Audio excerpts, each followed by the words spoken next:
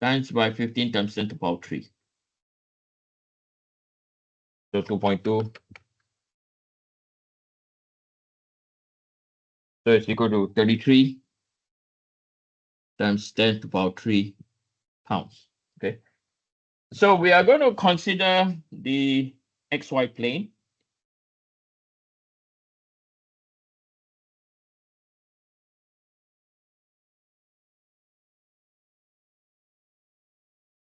So we have 33 times 10 to the power 3.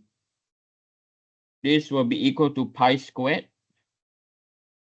The Young's modulus given to us is 29 times 10 to the power 6. The IYY is 11.4. Divide by the equivalent length is 0.7 squared.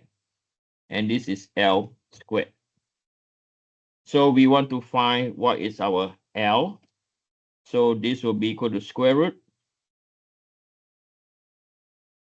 So pi squared, 29 times 10 to the power 6, 11.4, divide by 0.7 squared, and 33 times 10 to the power 3.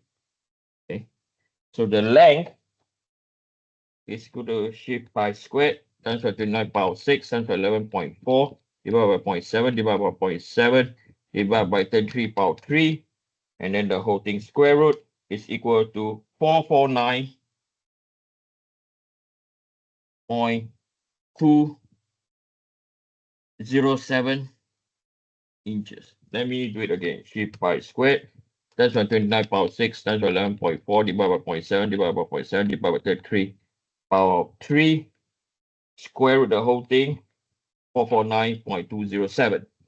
So that is considering the XY plane. Next, we consider,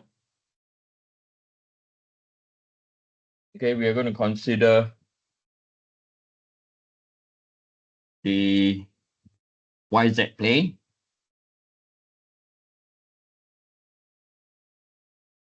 So again, this will be 33 times 10 to the power 3. And then we have our pi squared. And then we have 29 times 10 to the power 6. And then this is 118. And then we're going to divide by 2 squared. And then we have our L squared. So again, to write this out, L.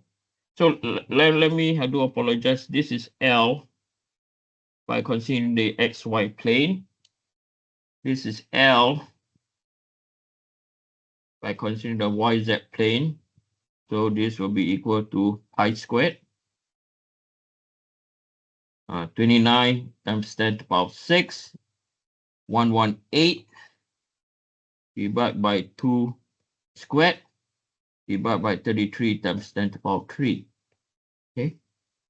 So this will be equal to pi squared times by 29 power 6 times by 118 divided by 2 divided by 2 divided by 33 power 3. Square root the whole thing is equal to 505.828 inches. Okay. So the correct one to use, okay, we will select the lower value, okay, where L must be equal to 449.207, and buckling will occur in the XY plane or about the ZZ axis.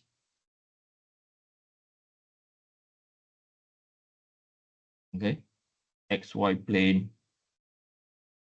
Yeah, okay. Is it ZZ axis? Let me see. ZZ. No, not ZZ. Yeah. I think I mess up my planes. This one is equal to XZ plane. I do apologize. Okay, not XY. So the buckling will occur. Can you change this, please? XZ plane or about the y-axis. Y-axis.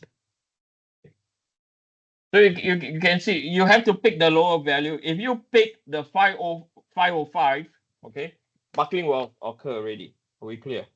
Okay.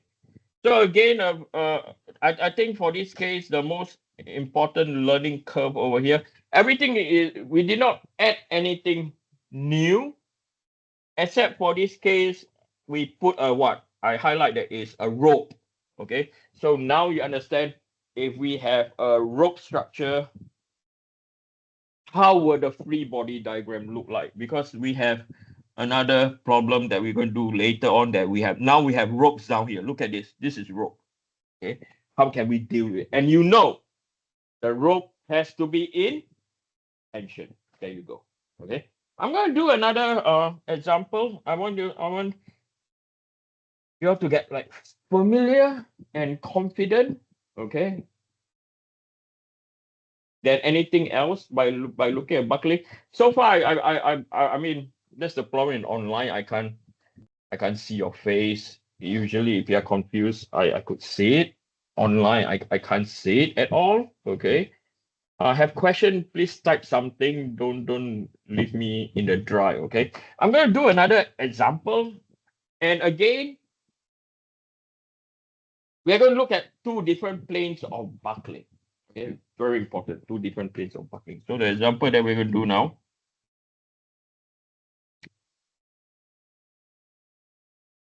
Okay, this one.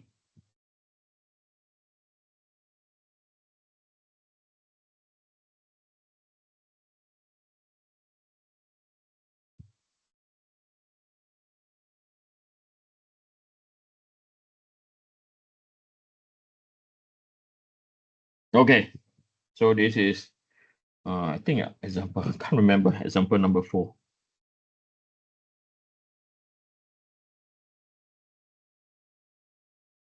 Okay.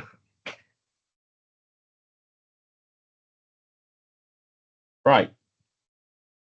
So determine the greatest load at P the frame will support without causing ADC member A36 steel member BC to buckle. Due to the fork end of the member, consider the support at BC, okay, to act as a pin for the XX axis buckling and fix, okay, for the YY buckling. Now is that, oh, what do you mean by XX and YY now, right? Now you're like, oh, okay, right. Don't worry, all will be fine. All right. So we are going to focus on member PC, okay, to determine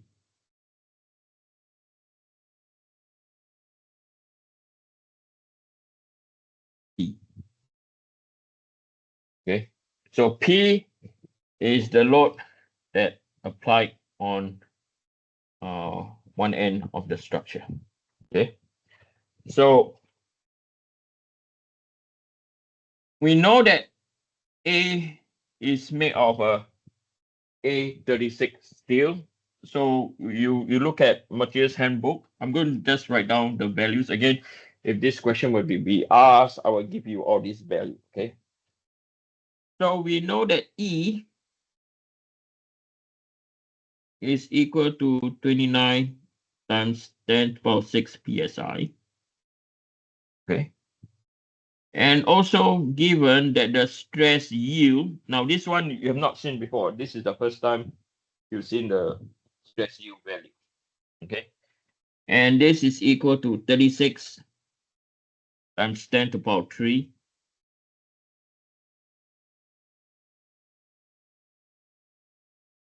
psi. Okay. And then we have to calculate what is our p value. Okay, we have to calculate our p value now. Okay. So before we go on, we have to more or less get our or determine our reaction forces. Okay, determine our reaction forces. So now we are going to draw our multi-body. Okay, multi-body.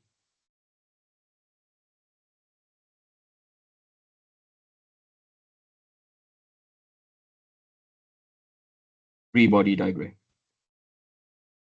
Okay, and because they allocate x and y axis already, which is tilted, right? I'm going to change it, and we're going to call this our I, and this is our J axis. Okay. So we are going to look at our free body diagram. Okay. So we are going to focus on a multi-body. Okay. So we are going to draw our angle first, our slope.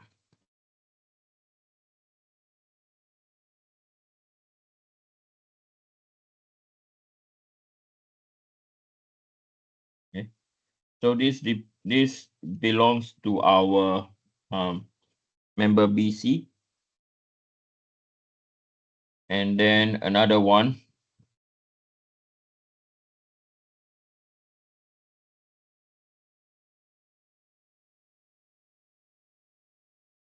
This belongs to our member AB. So this is our point A. Over here is our point B. And again, this is our point B. And this is our point C. And we know that member BC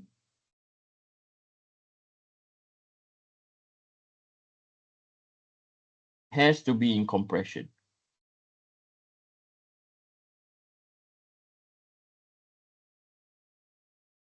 If it's not in compression, right, what will happen is no buckling. If it's in tension, it will not buckle it will not buckle, right? So it has to be in compression. That's where this course you require a lot of analysis. Okay. So applying Newton's third law, you have action equal reaction, same magnitude, opposite in direction. So at point B, right, which I will extend to here at point B, you are going to have two components now. You have B in the J direction, and you have B. I do apologize. This is so bad. I'm going to, right? You have B in the J direction, and you have B in the I direction. Okay. And then we know that we have an applied load down here, P. Okay. Now, how confident are we in saying that this is correct? Right? How confident are we? Let's say you did not start from here. Okay, you did not start from here. Remember, I start from there because the question given to us that the structure is member BC will buckle. When I think of the word buckle, it's in compression. Okay. What if you did not know that, or stress? Okay. So if we were to draw our free body diagram for just member AB, right? We know that AB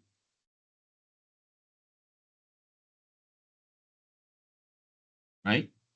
So we know that we have a load P over here,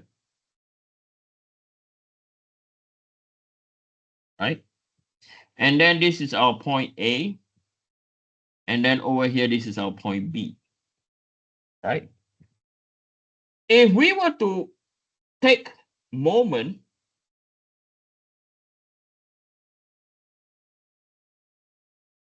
at point A, right? And taking moment at point A, we have static analysis, right? Then the question asks us, is Bj going up or Bj going down? Okay. The right answer is Bj is going up and Bj is not going down. Let me explain to you why. Okay.